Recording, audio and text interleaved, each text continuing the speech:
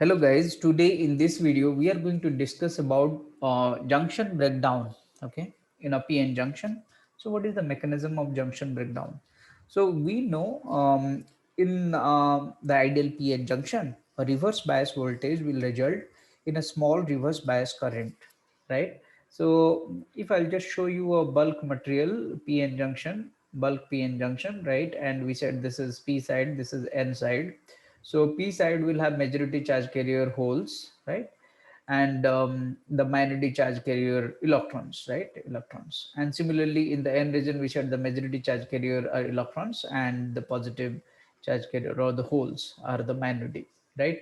So when it is connected to a cell like this, okay, you can see this is the forward bias condition. P is connected to the positive terminal and N is connected to the negative terminal of the cell, right? So here the majority charge carriers will be diffused, right, and will be treated as the magnetic carrier in the P region. Similarly, the majority charge carrier from the P region will enter the N region and will be treated as the magnetic charge carrier in the N region. That's why we studied the magnetic carrier distribution. And if you remember, we discussed ideal diode equation or the ideal PN junction current that we determined for forward bias, right? For applied bias of VA. So forward applied bias is VA. Okay, now what we are going to do is in the reverse bias condition, what we are going to do is connect the cell.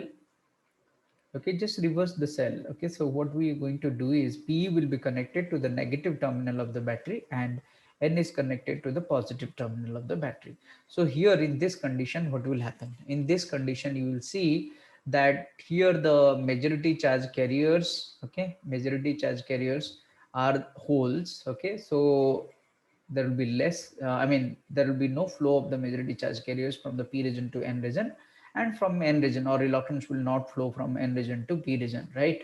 But what will have, what about the minority carriers present? So here, if you will see, we said there are, minority carrier electrons as well, right? More number of holes, but minority carrier of minority electron concentration is also there. Same way here we have electron is more, but there are minority carrier holes as well, right? You doped it heavily, but there are holes as well, right?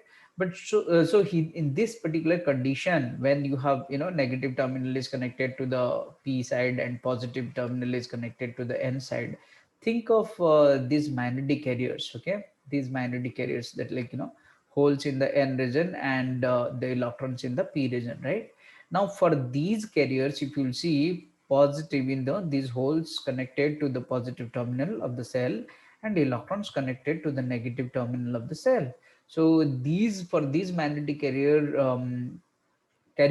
this reverse bias condition actually works like a forward bias. Like, you can see, like, they will get energy and will be pushed, like electron connected to the negative potential will get energy and can easily diffuse, right? So this will give rise to certain amount of current, right?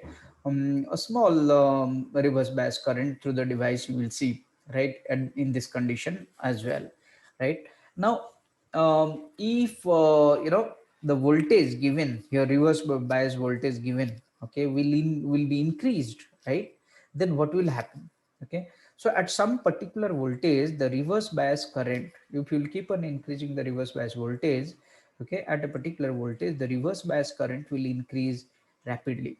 Okay, and the applied voltage at this point, where the reverse bias current will be very high, okay, is known as the breakdown voltage. So we are interested, what is the mechanism behind this, why this, the current increases rapidly at a certain voltage. Okay, so that's the thing we are going to discuss today. So there are two physical mechanisms that will actually give rise to this reverse bias breakdown, okay, in a PN junction. So what is that? What are those mechanisms that we are going to discuss? So the first mechanism is known as Zener effect, and the second mechanism that we are going to discuss is avalanche effect. So these two effects. So now let us discuss about Zener breakdown. What happens in Zener breakdown? What will lead to Zener breakdown? okay, in a p-n junction, which is a temporary breakdown, we can call it. Okay, it's due to Zener effect. So what is Zener effect? Actually, Zener breakdown occurs in heavily domed, okay, highly domed p-n junctions. Okay, and the mechanism which is responsible for this Zener breakdown is known as tunneling mechanism. It's actually quantum mechanical tunneling is the same process. So the tunneling mechanism. So what happens in a heavily domed p-n junction, so that at a particular reverse bias voltage the current becomes large enough. Okay, so in a highly domed p-n junction, if you draw the energy band diagram of a heavily domed p-n junction, heavily domed p-n junction means the potential, the drop in potential here, the VVI value, the built-in potential barrier will also be very large. Okay, so now if I'll draw the, like, so this is our p side, and this is n side. For n side, we know that the Fermi energy level will be closer to the conduction band. This is our conduction band of n side, conduction band of p side. Fermi energy level will be closer to the conduction band as it is heavily doped. And then suppose valence band is like here, somewhere here. So this is our EV. Okay, the same thing can be done for p side, but here the your valence band will be like, suppose the valence band is somewhere here. Okay, and your Fermi energy level will be closer to the valence band. Okay, so this is my EV in the p side, and this is the Fermi energy level, because p accepted dopant, so you can accepted dopant, so you can see this gap here is this, and here this is close to the conduction band, okay, in the n region. Now the potential drop here you can see, which is the built-in potential barrier, we said, we have already discussed, right? In terms of energy, if you want to write, you can write it as EV This is the way we have already done, but here we don't need that. I just wanted to show you the mechanism of Zener, okay, or the quantum mechanical tunneling. We need to understand that. Let us now join, like, the Fermi energy level, like, the drop exactly, like, sorry, this way, and then this way. It should go like, smoothly like this, the drop. Okay. Anyway, so this is the energy band diagram, okay, for the heavily doped p-n junction. Now if you will see in the p region, here, if you will see the electrons, okay, so in the p region, electrons are the magnetic carriers, okay, and you will see electrons over here, they are here in the valence band. Okay, these electrons, okay, can easily move to the conduction band, okay, overcoming this potential barrier. This EVBI, I told you here, EVBI, so VBI being the potential barrier, right? So can easily, at a very high reverse biased voltage, so these electrons present here in the valence band, okay, can easily actually, move through the uh, conduction band of the n region. Okay, similarly, holes from the valence band can easily come to, suppose holes here, if I will show you, these are the holes over here. These holes can also tunnel through this potential barrier and come to this, right? So for a particular voltage, reverse bias voltage, these magnetic carriers, okay, from the n region and p region, they will flow, okay, from n side to p side, or p side to n side, using this mechanism. So during reverse bias, the electrons may tunnel directly from the valence band on p side into the conduction band of inside. Okay, the same thing will happen here for the holes as well. Okay, so this is all about your Zener breakdown, the mechanism of Zener breakdown, or we call it as Zener effect. Then what happens in avalanche breakdown, or avalanche effect? What is that effect? Let us now discuss the second one. Okay, the second one we said is avalanche effect. Avalanche effect. So what happens in this particular effect or avalanche breakdown? So the avalanche breakdown process occurs when electrons or holes moving across the space charge region. So what is that space charge region? Just a simple model if I'll show you.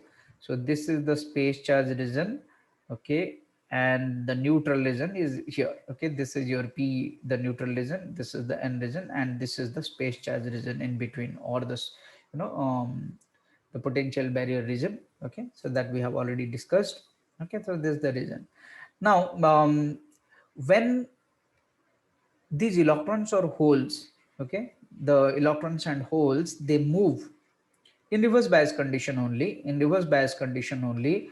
So when we said, like, you know, holes from this N region, okay, because electrons are the major discharge carriers, similarly electrons from the P region, they move through this space charge region in a reverse bias condition, right? What happens?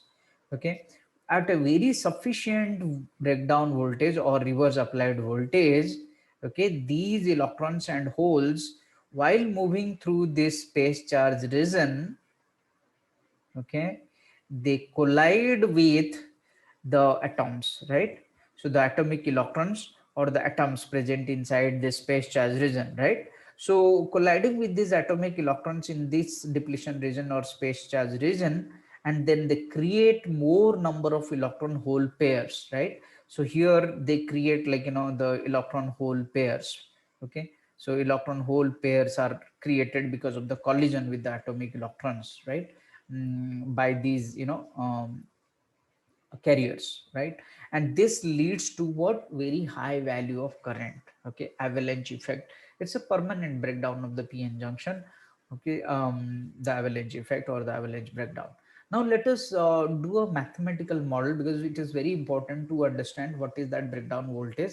So that actually gives you the range of, you know, the maximum reverse bias voltage up to which you can use the PN junction. So we need to understand this breakdown. This is important, right? So let us think of a very simple mathematical model to just estimate a formula or just estimate the value of this breakdown, avalanche breakdown, because we need to know while designing this PN junction what is the lower or the value, the maximum value of the reverse bias voltage that can be used.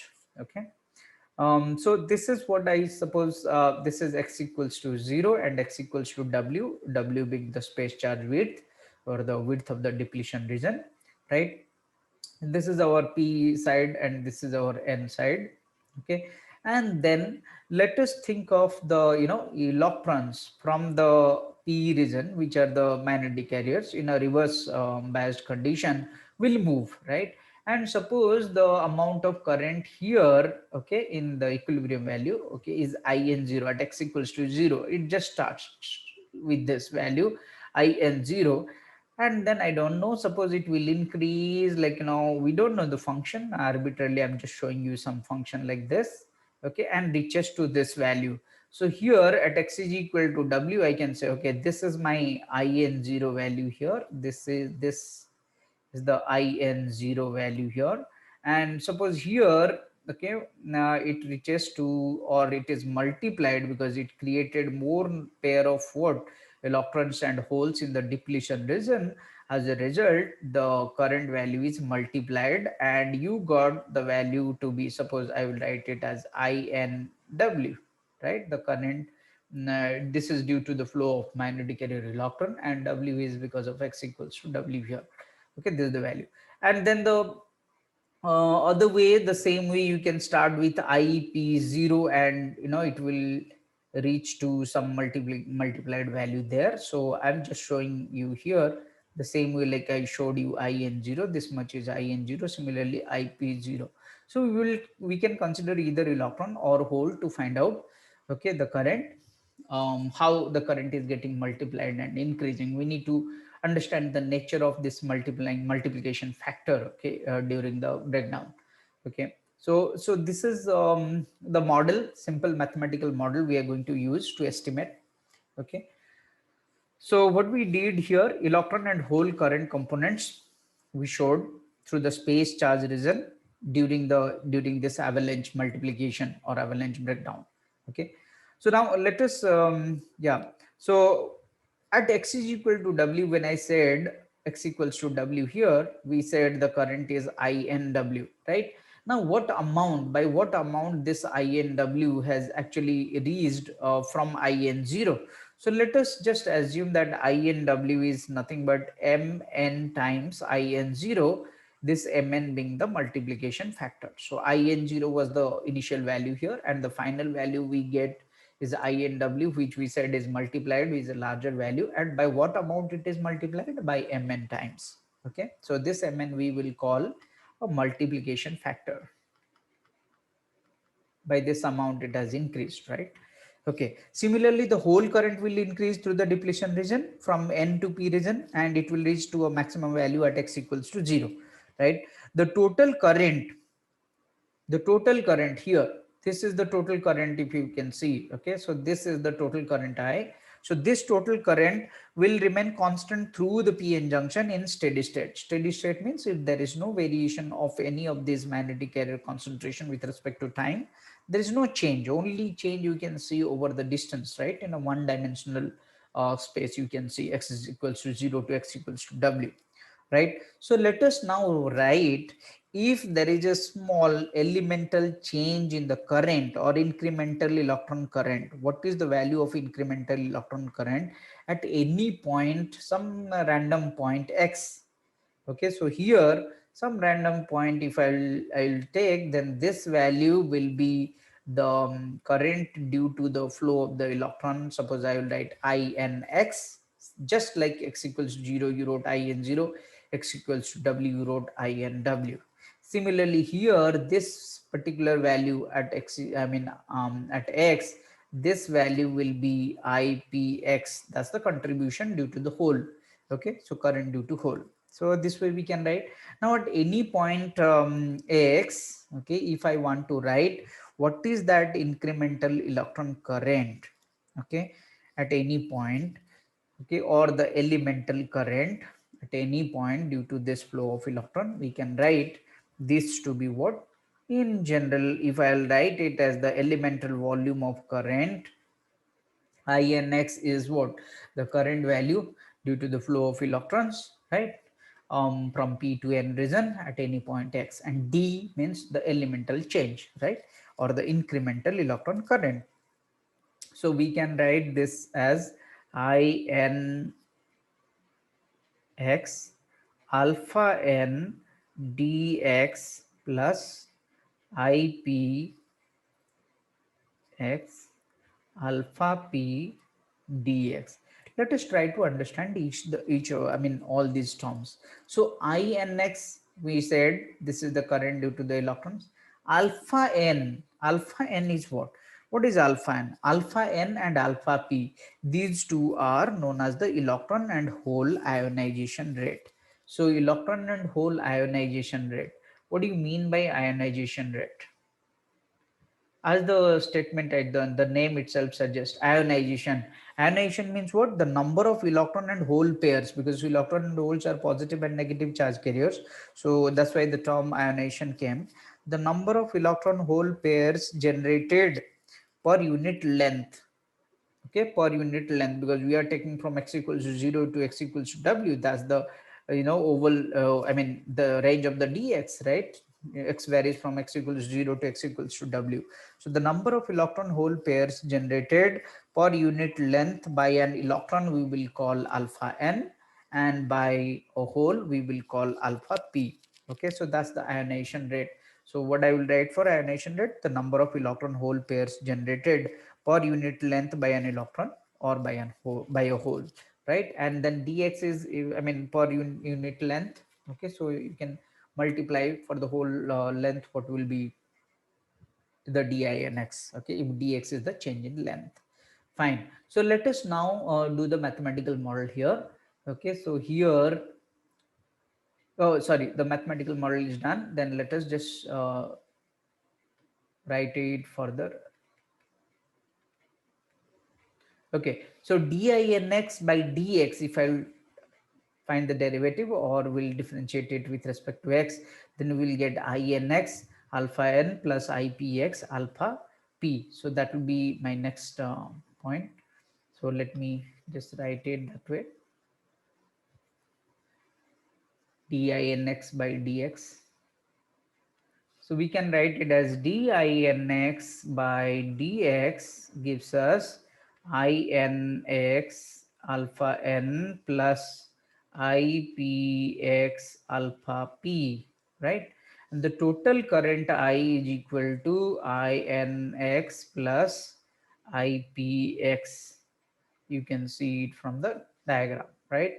So if I'll write Ipx we can write as the total current minus Inx, right? So now let us substitute it here so that we can write Inx here dinx by dx, okay, is equal to this gives us what, Inx alpha n as it is, and for Ipx I will substitute this, so that gives me I minus Inx, okay, and then alpha p. So we got this term, right? Now you can just rearrange it further to write in terms of I alpha pi. So we can rewrite it further by writing, okay, so this was your dinx by dx. So I will write it again here, okay. So what we will write, dinx by dx plus, taking this Inx common, you can see Inx alpha p and Inx alpha n, right? So take that Inx common, so you got alpha p minus alpha n times Inx equals alpha p times I. So we reach to this equation alpha pi, right? Now one assumption can be done, if we will consider that the rate of ionization by the electron is equal to the rate of ionization by the hole. That means what? Because of the electron collision, if three pair of electron holes are getting generated, or two pairs, whatever, like the number has to be the same. The rate of ionization must be same by the electron and by the hole.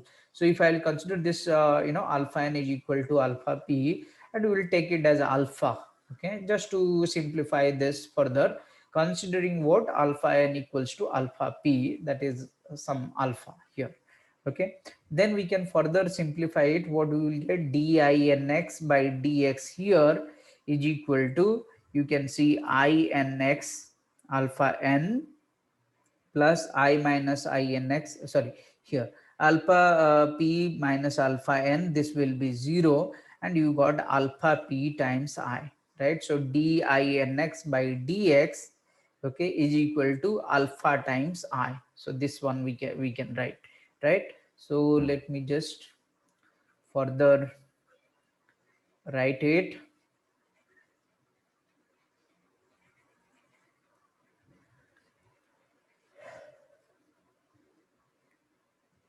Okay, so finally the simplified equation can be written as dinx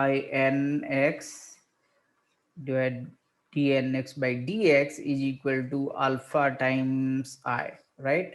Now if I will just integrate it, the dx value, I will integrate it, I will write this as 0 to w as x varies, okay, and then dinx must be equal to I, the total current, which is constant. You can see that this is constant, so I can be taken outside, 0 to w, and then you have alpha dx, right? So this way we can write.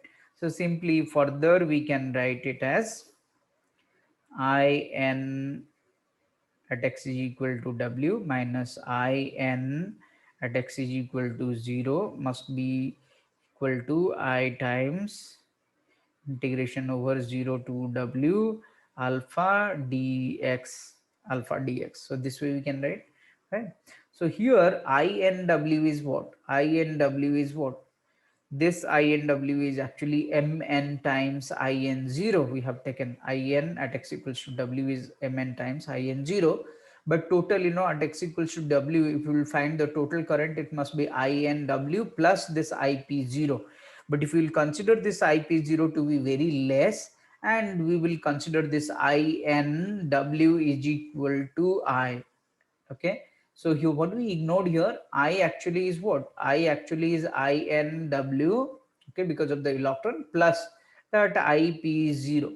But considering this initial value here over here is very small, we can ignore this IP0 and we can write INW is equal to I only. So that our approximation will be what? I is nearly equal to INW, okay, nearly equal to INW, which is Mn times In0 that we have considered here. Okay, so just to simplify it further, okay, and knowing that this IP0, the initial value of this initial current here will be very very small. Okay, so now we can rewrite it as what we got: INW minus IN0 is equal to I constant 0 to W alpha dx. Okay, so now INW I will write as Mn times IN0 considering IP0 very very less, ignoring that factor, minus In at 0 again as In0 is equal to I times alpha dx integrated over 0 to W, right? So divide the whole thing by, okay, so I, and then I will just, okay, remove this. So Mn times In0 divided by this. So here just now I said Mn times In0 is nearly equal to I. So we can write it as Mn times In0 divided by I, which is 1. And then this is In0 divided by your I. I again is the Mn times In0. So you can write, okay, I is equal to integration 0 to W alpha dx. So what we got? Mn times this I is Mn times In0 only. This is nearly equal to Mn times In0. So that gives us 1 minus, here also if I'll write this is nearly equal to Mn times In0. In0 will be cancelled and you got 1 by Mn. So 1 minus 1 by Mn, okay, 1 minus Mn is equal to integration 0 to W alpha dx. Okay, so this is what we got: 1 minus 1 by Mn, the multiplication factor is integration 0 to W alpha dx. Okay, so this equation that we got here, 1 minus 1 by Mn being the multiplication factor, alpha being the ionization rate of electrons and holes, considering they are equal, integrated over 0 to W dx gives you this condition. Okay, so this the avalanche breakdown voltage is defined to be the voltage at which this Mn, the multiplication factor, mathematically, okay, is infinite, it approaches to infinity, right? So 1 minus 1 by Mn, if I'll just substitute it here, actually we will further simplify it to 0 to W alpha, the ionization rate dx is equal to 1. So this is the condition for any device, this alpha, okay, seeing the what type of material you have taken, right? Accordingly the the alpha value, the ionization rate of electrons and holes, will actually decide the condition for the avalanche breakdown. So alpha dx is equal to 1. So the depletion region here and the alpha value will actually decide the condition, the avalanche breakdown condition, which is given by 0 to W alpha dx is equal to 1. Okay, so this effect is known as avalanche effect. Now let us try to find out one expression for the breakdown voltage, and let us see what are the parameters that actually will decide. This is the condition for avalanche breakdown, but we are going to derive the expression for the breakdown voltage, and we'll see what are the parameters the breakdown voltage depends on, right? Okay, so for that, for a PN junction, we already have derived. You can check the previous videos that we have made. Okay, E N D Xn divided by epsilon S. So this is the maximum electric field. Okay, given by E, the electron charge, Nd, the dopant concentration. You know that Xn, the abrupt boundary. Okay, in the N region. Epsilon S, the electric permittivity of the semiconductor material, and then Xn value also we have already, these are the values you have already determined, you can just, we have already derived. in videos, other videos, you can just check it. E and then Na by Nd, 1 by Na plus Nd, okay, to the power 1 by 2, square root of this whole thing, okay. And maximum electric field, then you can substitute the value of xn over here and just rewrite it. Okay, I'm just doing it again. End epsilon s, then this whole thing 2 epsilon s vvi plus vr. Vvi is what? The built-in potential barrier. You can check one video. Vr is the reverse applied bias, right? Divided by E Na, the acceptor concentration, Nd, the donor concentration, 1 by Na plus Nd, right, and to the power 1 by 2, right. This is the expression. Now if you take Vr, this reverse applied bias, to be Vb, the breakdown voltage, just by replacing, this is reverse applied bias, so I will write this to be Vb, the breakdown voltage. The maximum electric field, E max, okay, will be known as the critical electric field. So for this, if I'll just rewrite the whole expression, this substituting Vr, the reverse applied bias, as the breakdown voltage, we just named it different, so it is critical electric field. So that's the maximum electric field, okay, within which the PN junction will operate, okay, and it won't reach to that avalanche breakdown, okay. So you let us write then E critical in terms of E critical, and just removing this square, okay, I will write it as E critical, because I'm going to substitute Vb for Vr, must be equal to E square Nd square, whatever is outside the square root, epsilon s squared, multiplied with 2 epsilon s divided by E. You have E Bi plus phi B, capital B here, breakdown, okay. And then the rest, whatever, Na by Nd and 1 by Na plus Nd. These are all multiplication, multiplied Nd, right? So we squared both the terms. So we got this, okay, which can further be simplified. You can see from here, you just, see whatever will be cancelled. Okay, you can see this E here, E square, then Nd square you got here, and Nd you got here, epsilon s and epsilon s square, right? So whatever, just cancel it, and then we will write the final. We got E critical field squared is equal to 2 En d divided by epsilon s, the semiconductor permittivity, Na divided by Na plus Nd Pb.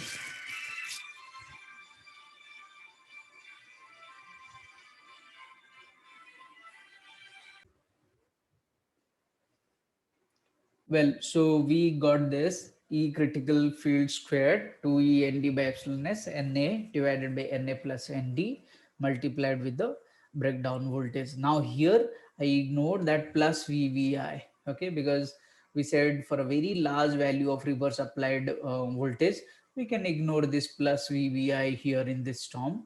So this built-in potential barrier is very, very small, so we can ignore that, and we will keep it as VB only, right?